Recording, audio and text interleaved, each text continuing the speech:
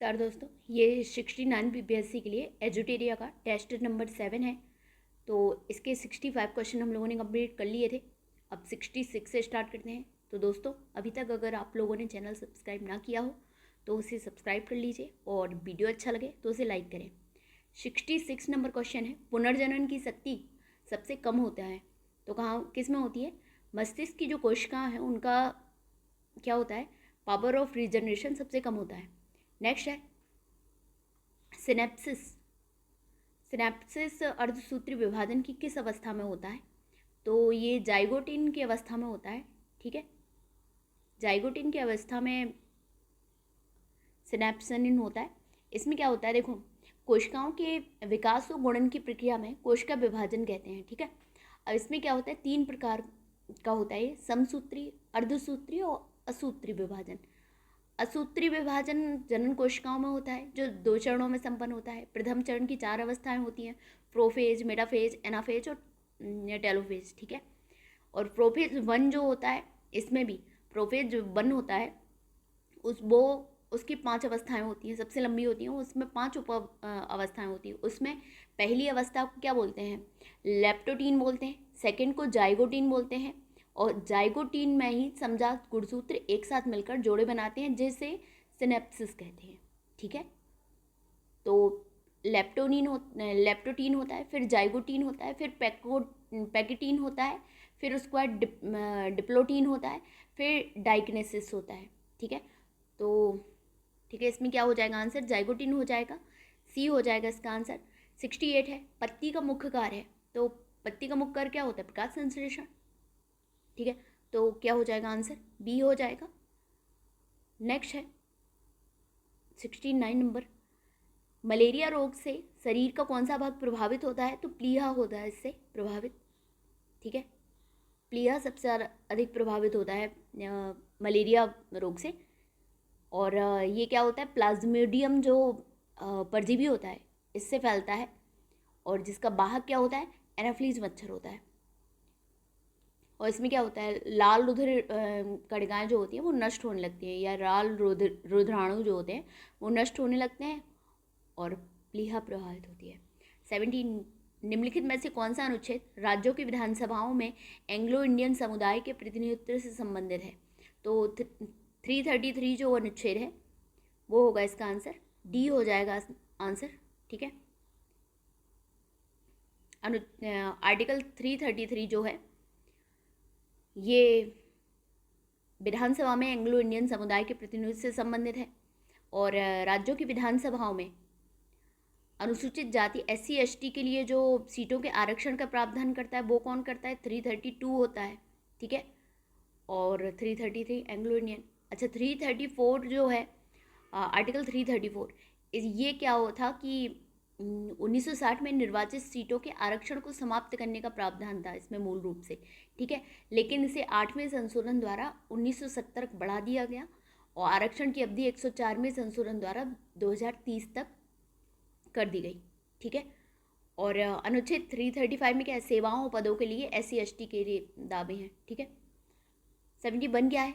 PIL कहाँ दायर की जाती है? तो दोनों में, हाई कोर्ट और सुप्रीम कोर्ट दोनों में होती है। तो क्या हो जाएगा इसमें आंसर? डी हो जाएगा। ओके, डी आंसर हो जाएगा। नेक्स्ट है 72, भारतीय संविधान के किस अनुच्छेद के तहत अंतर्राष्ट्रीय समझौतों को प्रभावी बनाने के लिए संसद संपूर्ण भारतीय क्षेत्र या उसके किसी भाग के लिए कानून बना सकती है? तो कौन से उससे होता है ये? तो आर्टिकल 253 के तहत होता है। ठीक है, संसद किसी भी भाग के लिए कानून बना सकती है।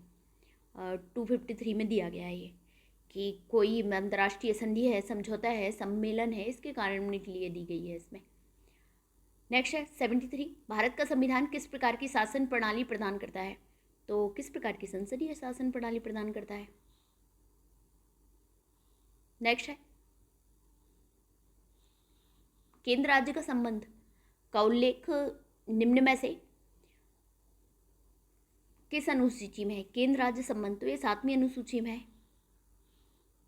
ठीक है, उसमें क्या सूचियाँ दी गई हैं ना, संघ सूची, राज्य सूची और संवर्ती। संघ सूची में कितने विषय हैं? 100, राज्य सूची में 66 और संवर्ती सूची में 47, 47।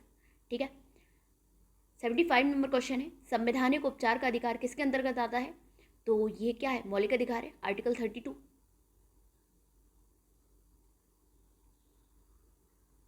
तो ए हो जाएगा इसका आंसर, ठीक है। नेक्स्ट है 76, इसमें क्या है? भारत में राष्ट्रपति का चुनाव किया जाता है, तो राष्ट्रपति का चुनाव केवल राज्यसभा द्वारा, भारत की जनता द्वारा, संसद एवं राज्य विधान परिषद द्वारा, उपयुक्त में से कोई नहीं, उपयुक्त में से कोई नहीं होगा, क्योंकि केवल राज्यसभा, ये तीनों ही गलत हैं। भारत के राष्ट्रपति का जो निर्वाचन है वो प्रत्यक्ष रूप से नहीं होता है, एक अप्रत्यक्ष रूप से होता है, ठीक है। निर्वाचक मंडल द्वारा होता है। इस निर्वाचक मंडल में कौन कौन होते हैं? लोकसभा होती है, राज्यसभा होती है और राज्य विधानसभा के प्रतिनिधि भाग लेते हैं, ठीक है। और जो निर्वाचित सदस्य होते हैं वो उनका चयन किया जाता है, ठीक है, निर्वाचन मंडल में। 76 के बाद 77, भारत में मतदान की आयु सीमा 21 वर्ष से घटाकर 18 वर्ष कर दिया गया। तो कब कर दिया गया? 1989 में किया गया था। 61 जो अमेंडमेंट हुआ था संविधान संशोधन अधिनियम 1989 का, तो इसमें मतदाता की आयु जो सीमा है वो 21 वर्ष से घटाकर 18 वर्ष कर दी गई थी। नेक्स्ट है 78, राज्य का प्रथम विधि अधिकारी कौन होता है? तो कौन होता है? महाधिवक्ता होता है राज्य का। और हमारे देश का कौन होता है? तो महान्यायवादी कहते हैं उसको, मतलब भारत का जो मैन होता है। निम्नलिखित में से कौन सी समिति स्थायी समिति नहीं है? तो लोकलेखा समिति, प्राक्कलन समिति, सार्वजनिक उद्यम समिति, सलाहकार। तो सलाहकारी समिति नहीं होती है, बाकी तीनों स्थायी समितियां हैं, ठीक है। लोकलेखा 22 सदस्य, प्राक्कलन समिति, सार्वजनिक उद्यम समिति, ठीक है। तो ये स्थायी समितियां होती हैं। नेक्स्ट है, भारत में उच्चतम न्यायालय का गठन कब किया गया था? तो 26 जनवरी 1950 को किया गया है उच्चतम न्यायालय का गठन, ठीक है। और इसमें कितने न्यायाधीश होते हैं? वर्तमान में कितने हैं? वर्तमान में उच्चतम न्यायालय में कुल न्यायाधीश 34 है, ठीक है। नेक्स्ट है, न्यायिक सक्रियता की अवधारणा पहली बार किस देश में अपनाई गई थी? तो अमेरिका में अपनाई गई थी। सी हो जाएगा इसका आंसर, ठीक है। नेक्स्ट है, संविधान के इस भाग में आपात संबंधों का उल्लेख है। तो आर्टिकल 18 भाग 18 में है, ठीक है। आर्टिकल तो वैसे 352, 356 और 360 में है, जो मेन है ये है आपातकाल जिससे लगाया जाता है, ठीक है। बाकी भाग 18 में है, ठीक है। नेक्स्ट है, राष्ट्रीय हरित न्यायाधिकरण की स्थापना कब की गई? तो कब की गई? 2010 में की गई है। और वर्तमान में अध्यक्ष कौन है? आदर्श कुमार गोयल हैं। 6 जुलाई 2018 को बनाए गए थे, 2018 को। और इसके प्रथम अध्यक्ष कौन बने हैं? ये प्रथम अध्यक्ष इसके बनाए गए थे लोकेश्वर सिंह। नेक्स्ट है, दिल्ली में विधानमंडल और मंत्री परिषद का सृजन किया गया है। तो 69th में जो अमेंडमेंट हुआ था, 69th संविधान संशोधन, उसके द्वारा किया गया है, ठीक है। नेक्स्ट है 85, राज्यसभा के सभापति का चुनाव कौन करता है? तो राज्यसभा के सभापति का चुनाव लोकसभा व राज्यसभा के सभी सदस्य करते हैं। तो 85 का क्या हो जाएगा? बी हो जाएगा, ठीक है। इसमें राज्य विधानसभा और इन सब का कोई मतलब नहीं होता है, जो राष्ट्रपति में होता है कि विधानसभा के निर्वाचित सदस्य लेते हैं, लेकिन इसमें नहीं लेते हैं, ठीक है। और योग्यता क्या होती है? 66 में दिया गया है ये। और राज्यसभा के उपसभापति का चुनाव, राज्यसभा के सभापति उपराष्ट्रपति होते हैं, जिनका चुनाव लोकसभा और राज्यसभा दोनों के सदस्य मिलकर करते हैं, ठीक है। तो ये जो उपराष्ट्रपति का चुनाव होता है वही होता है सभापति का, कह सकते हैं उसे, क्योंकि वो पदेनीय अध्यक्ष होते हैं उसके। और इसमें क्या होता है? अच्छा, योग्यताएं क्या है? अगर जैसे किसी को उपराष्ट्रपति बनना है तो उसका भारत का नागरिक होना चाहिए, 66(3) में दिया गया है, आर्टिकल 66(3) में। 35 ईयर की जो एज है वो पूरी होनी चाहिए। राज्यसभा के सदस्य के रूप में चुनाव के लिए योग्य होना चाहिए और लाभ का कोई पदधारण नहीं किया होना चाहिए, ठीक है। क्योंकि राज्यसभा का सभापति होता है तो राज्यसभा के सदस्य के रूप में तो वो होनी चाहिए योग्यता उसकी, ठीक है। तो कितना? 85 हो चुका है। 86, निम्न में से लॉरेंज वक्र द्वारा मापा जाता है। तो क्या किया जाता है? आय की जो असमानता है वो मापी जाती है लॉरेंस कर्व द्वारा, ठीक है। सी हो जाएगा इसका आंसर। आय के वितरण का प्रतिनिधित्व करता है ये। 87, किस पंचवर्षीय योजना के तहत कृषि में नकारात्मक वृद्धि दर्ज की गई थी? तो तीसरी जो पंचवर्षीय योजना, तीसरी ए हो जाएगा इसका आंसर। तीसरी पंचवर्षीय योजना में कृषि में नकारात्मक वृद्धि दर्ज की गई थी, ठीक है। वर्ष 1961 से 65 के दौरान कृषि में वृद्धि दर -1.0 दर्ज की गई थी, ठीक है। अच्छा, इसमें क्या होता है कि जो लॉरेंस कर्व होता है, जो 86 नंबर क्वेश्चन है, लॉरेंस कर्व में इसमें क्या होता है, एक सीधी रेखा होती है। तो सीधी रेखा और लॉरेंस कर्व के बीच के क्षेत्र को जो होता है उसको क्या बोलते हैं, वक्र जो होता है उसमें गिनी गुणांक कहा जाता है, जो आय की असमानता की डिग्री का प्रतिनिधित्व करता है। और ये जो है, जितना दूर होगा ये रेखा, असमानता उतनी ही अधिक होती है, ठीक है। नेक्स्ट है 87 हो गया, थर्ड वाले में हुआ था नकारात्मक। दूसरी पंचवर्षीय योजना निम्नलिखित में से किस मॉडल पर आधारित है? तो पीसी महालनोबिस जो है उनके मॉडल पर आधारित है दूसरी पंचवर्षीय योजना। 56 से कब तक, 61 तक चली थी। प्रथम पंचवर्षीय जो योजना है वो हैरोल्ड डोमर मॉडल पर आधारित थी, ठीक है। नेक्स्ट है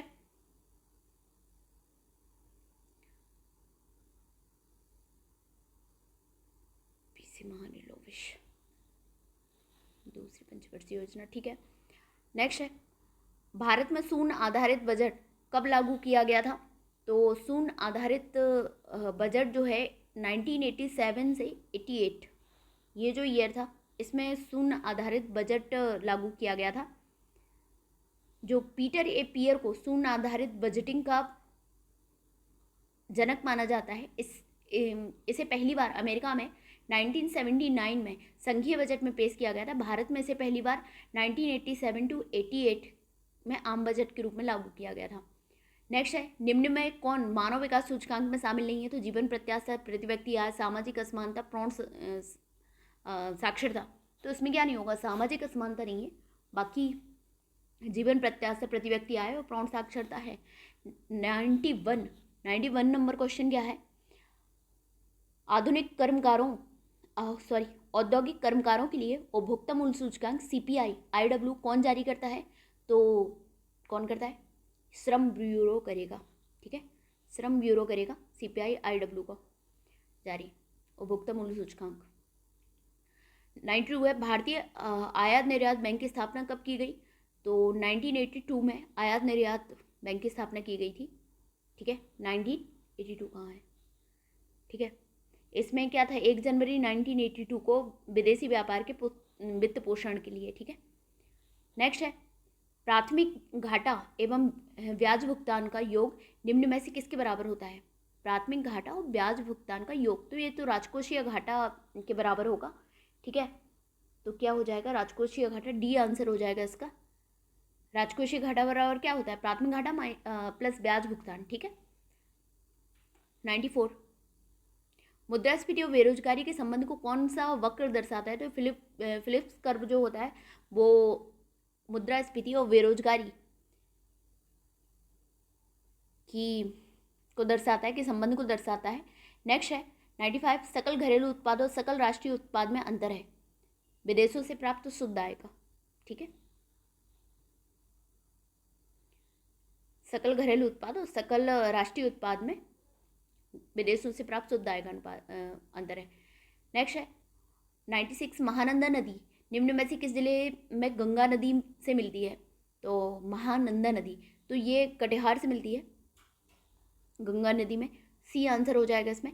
कैस्पियन सागर में गिरने वाला यूरोप की सबसे लंबी नदी कौन सी है? वोल्गा नदी जो है वो यूरोप की सबसे लंबी नदी है, जो कि कहाँ गिरती है, कैस्पियन सागर में गिरती है। और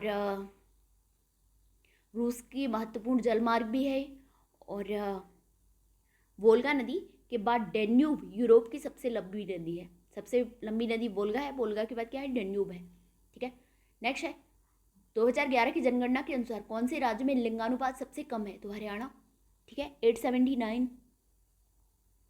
उत्तर प्रदेश का कितना है? 912 है। बिहार का 918, ठीक है। नेक्स्ट है निम्नलिखित में से कौन सुमेलित नहीं है?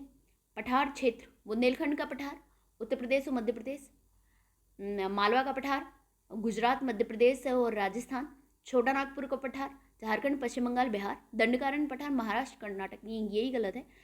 दंडकारण्य पठार जो है वो मैन तो वैसे भी छत्तीसगढ़ में ही फैला हुआ है, छत्तीसगढ़, उड़ीसा, आंध्र प्रदेश।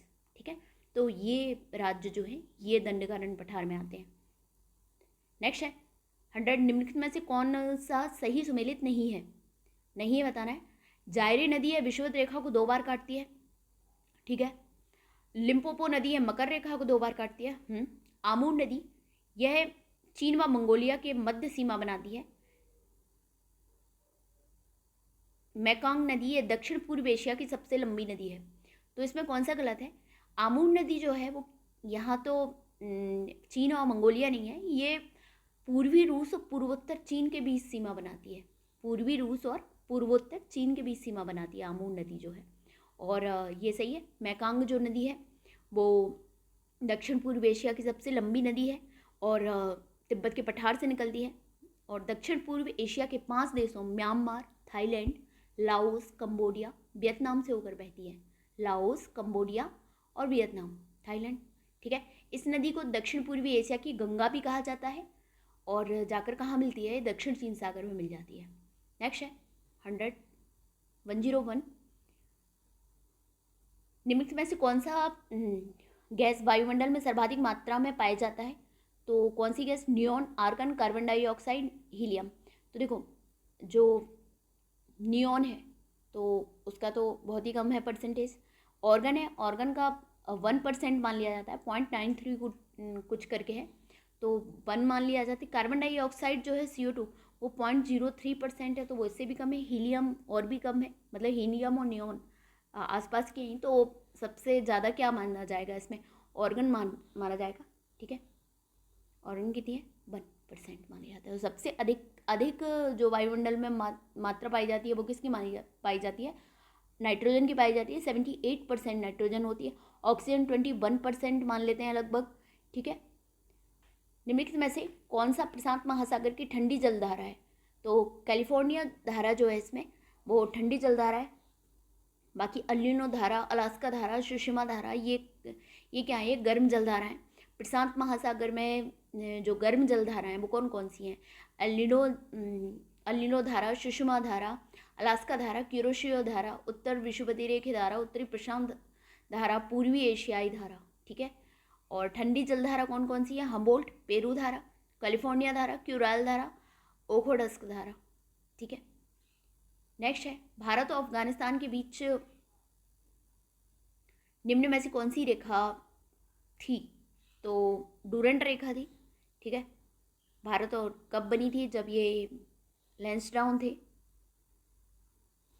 1894 या 3 में बनी है। ठीक है, ये भारत और अफगानिस्तान के बीच में। नेक्स्ट है शान पठार, निम्नलिखित में से किस देश में स्थित है? तो म्यांमार में स्थित है ये शान का पठार। और बाकी छोटा नागपुर पठार भारत में, और इथोपिया में कौन सा फेमस पठार है? अबिशीनिया का पठार है। USA में क्या कौन सा पठार है? ओजार का पठार है। ठीक है, और भी है हालांकि। ठीक है, नेक्स्ट है रावी नदी का उद्गम निम्नलिखित में से किस दर्रा से होता है? तो रावी नदी का रोहतांग दर्रा है। सिपकिला दर्रा से कौन सी नदी निकलती है? यहाँ से होके कौन सी है ये? सतलज नदी निकलती है। ठीक है, और रावी नदी जो है उत्तर भारत में बहने वाली एक नदी है। रावी नदी हिमाचल प्रदेश के कांगड़ा जिले में रोहतांग दर्रे से निकलकर हिमाचल प्रदेश, जम्मू कश्मीर और पंजाब होते हुए पाकिस्तान से बहती हुई झांग जिले की सीमा पर चिनाव नदी में मिल जाती है। किस में मिलती है? चिनाव नदी में। और यहाँ पर रावी नदी पर कौन सा बांध बनाया गया है? ये थीन बांध है। ठीक है, नेक्स्ट है 106, विश्व की सबसे लंबी नदी क्रूज गंगा विलास कहाँ से कहाँ तक चलाई गई है? तो ये वाराणसी से डिब्रूगढ़ तक चलाया गया है। जो क्रूज़ है वाराणसी से कहाँ तक? डिब्रूगढ़ तक। ठीक है, 50 दिवसीय यात्रा के दौरान क्रूज़ ने उत्तर प्रदेश, बिहार, झारखंड, पश्चिम बंगाल और असम जैसे 5 राज्यों को पार कर 3200 किलोमीटर की दूरी तय की थी। नेक्स्ट है कट्टर इस्लामिक संगठन people front of India PFI के खिलाफ देश में हिंसा को रोकने के लिए नेशनल इन्वेस्टिगेशन एजेंसी द्वारा किस ऑपरेशन की शुरुआत की गई है? एनआईए द्वारा कौन से ऑपरेशन की? ऑपरेशन ऑक्टोपस है वो, ऑपरेशन ऑक्टोपस।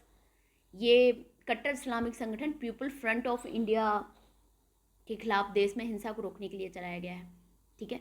एनआईए और ईडी द्वारा चलाया गया है ये जो टेरर फंडिंग वगैरह होती है इन्हीं सबको रोकने के लिए, ठीक है। नेक्स्ट है इंटरनेशनल बिग कैट अलायंस के संबंध में निम्नलिखित में से कौन सा कदम सही नहीं है बताना है। इसकी शुरुआत भारत द्वारा की गई। हाँ, नेपाल इसका संस्थापक सदस्य है। इसके तहत 5 बड़ी बिल्लियों के संरक्षण का प्रयास किया जाएगा। नहीं, ऐसा कुछ नहीं है, बिल्लियों का इससे 5 बड़ी बिल्लियों का संरक्षण का प्रयास ये नहीं है इसका। तो कौन सा गलत हो जाएगा? सी गलत हो जाएगा। देखो क्या है इसमें, देखो प्रोजेक्ट टाइगर के 50 वर्ष पूरे होने के उपलक्ष्य में 9 अप्रैल 2023 को मैसूर कर्नाटक में आयोजित मेगा अंतर्राष्ट्रीय कार्यक्रम में प्रधानमंत्री श्री नरेंद्र मोदी ने 7 बड़ी बिल्लियों के संरक्षण के लिए, 5 बड़ी बिल्ली नहीं है, 7 बड़ी बिल्लियां हैं, और इनके संरक्षण के लिए इंटरनेशनल बिग कैट अलायंस का शुभारंभ किया है।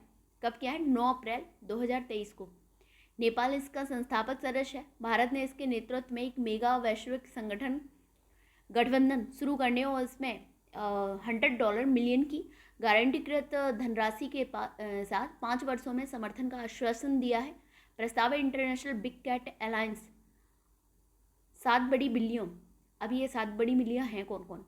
बाघ है, शेर है, तेंदुआ है, हिम तेंदुआ है, प्यूमा है, जगुआर है और चीता। इनके संरक्षण और पुनर्वास की दिशा में काम करेगा। तो हमारे देश में फिर चीते भी मंगाए गए थे नामीबिया से, ठीक है, मैन, फिर दक्षिण अफ्रीका से भी मंगाए गए हैं। चलो 109 स्टार्ट करते हैं। इसमें क्या है? निम्नलिखित में से किसे 32वां व्यास सम्मान 2022 से सम्मानित किया गया है? तो ये ज्ञान चतुर्वेदी हैं, ठीक है, इन्हें मिला है 32वां व्यास सम्मान।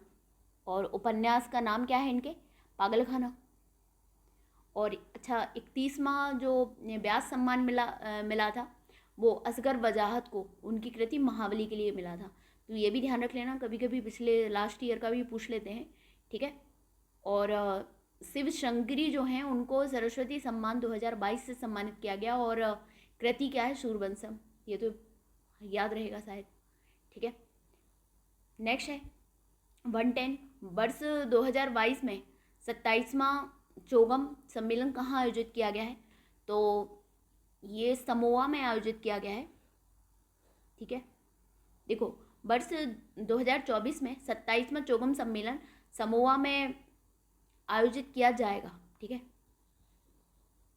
गया नहीं है, जाएगा, ठीक है। वर्ष 2022 में इसका 26वां सम्मेलन रवांडा में आयोजित किया गया था। अच्छा देखो 27वां जो है वो कहाँ होगा?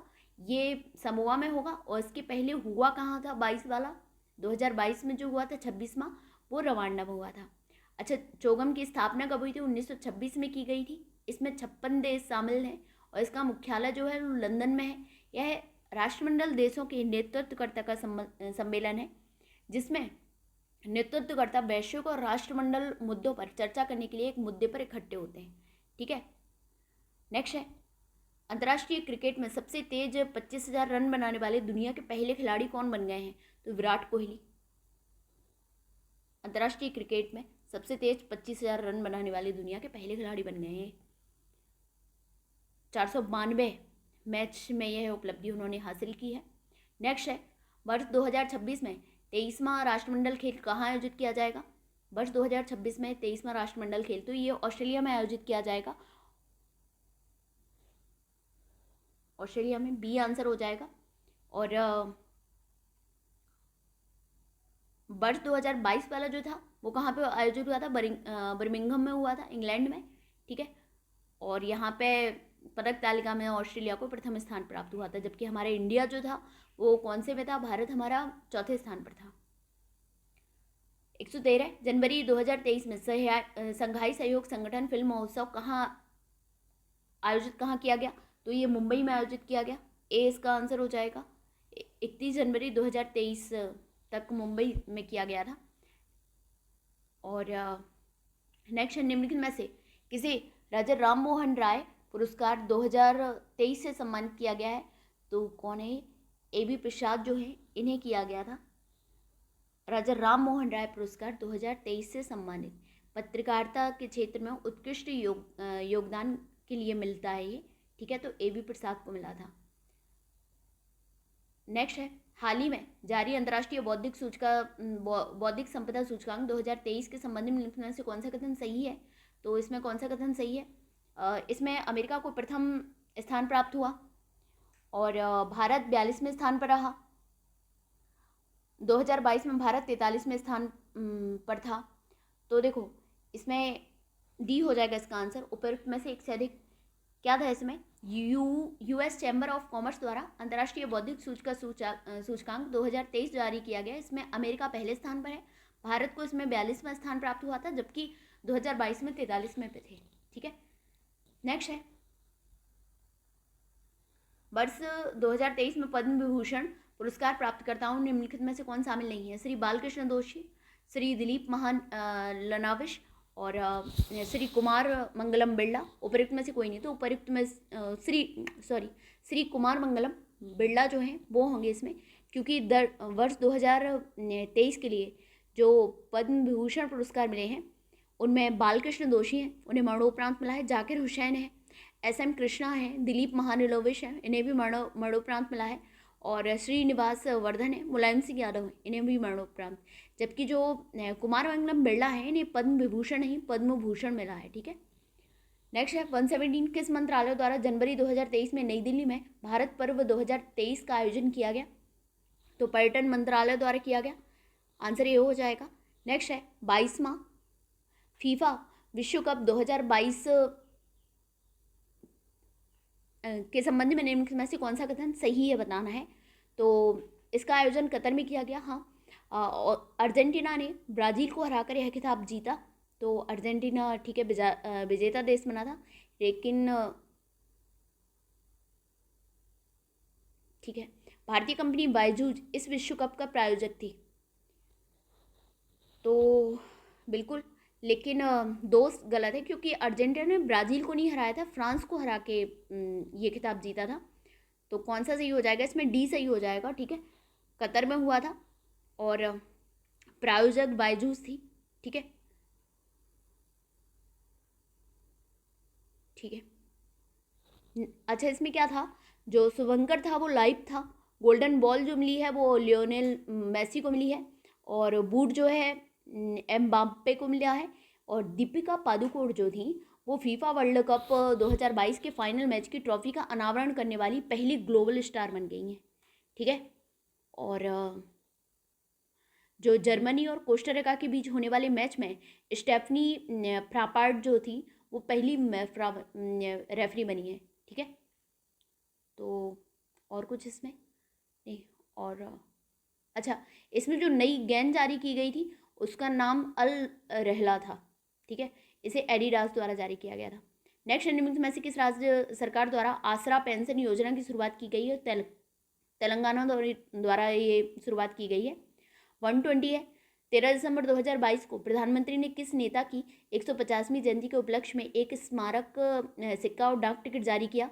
तो श्री अरविंदो घोष के जयंती के उपलक्ष्य में किया था, ठीक है। स्मारक सिक्का और डाक टिकट 13 दिसंबर को जो जयंती पड़ती है इनकी, 150वीं जयंती थी इस बार।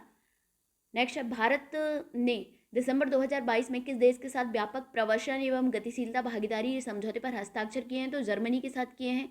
ये आंसर इसका ए हो जाएगा 121 का, ठीक है। नेक्स्ट है, मुंबई ट्रांस हार्बर लिंक से संबंधित निम्नलिखित में से कौन सा कथन गलत है? भारत का सबसे लंबा समुद्री पुल है, ठीक है। और यह पुल 21.8 किलोमीटर लंबा है। यह पुल सेवरी को नोहावा से जोड़ता है। तो इसमें क्या हो जाएगा? कौन सा गलत है? कोई नहीं है गलत,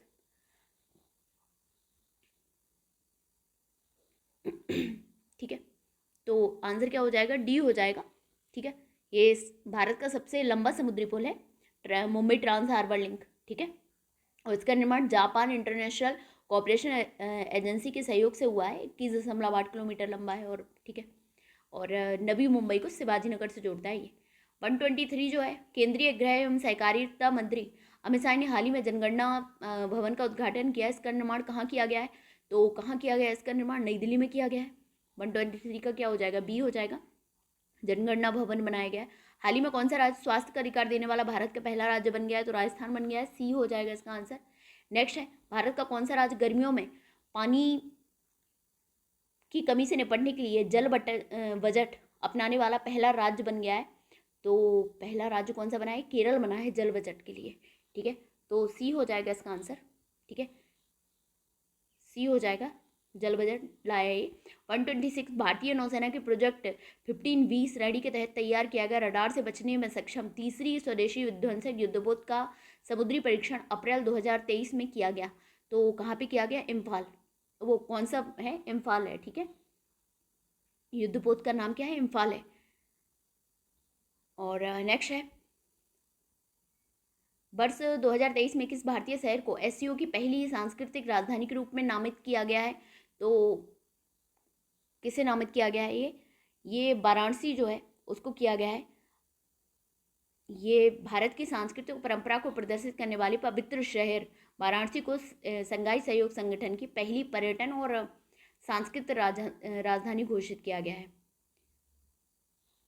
भारत ने 17 और 18 मार्च को काशी में संघाई सहयोग संगठन के पर्यटन मंत्रियों के साथ बैठक की मेजबानी भी की।